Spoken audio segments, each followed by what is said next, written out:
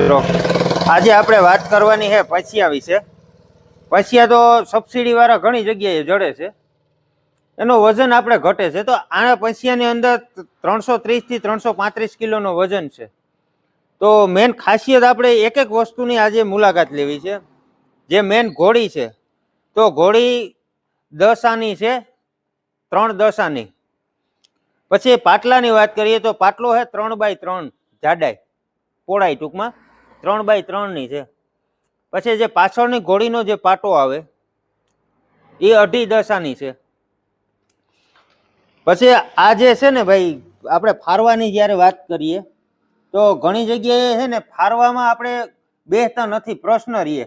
તો એનો પ્રશ્ન એવો હોય, ક્યાં અહીં તો અહીં ટૂંકા હોય, ક્યાં આ પોળા હોય. તો બેયનું સેટિંગ એડજસ્ટ કરી ને આ લંબાઈ છે એ 18 છે ને પહોળાઈ છે તે 13 ઇંચ છે. ટોટલ છે ને 30 ઇંચ છે, બરાબર. પછી જ્યારે આપણે વાત કરીએ કે આગળ પાછળ, ઘણી જગ્યાએ આપણે જોયું હોય છે 3 આગળ હોય અને 2 પાછળ હોય. પણ આપણે આ વિસ્તારની અંદર જે છે એ 2 આગળ રાખે અને 3 પાછળ રાખે, જેથી કરીને હાથી બેસે આરામથી, ટ્રેક્ટરને લોડ નથી પડતો. જે આ લંબાઈ છે આગળના પંછિયાની એ 2 ફૂટની છે, ને જે પાછળનું પંછિયું છે ને એની ટૂંકમાં લંબાઈ છે 4 ફૂટ.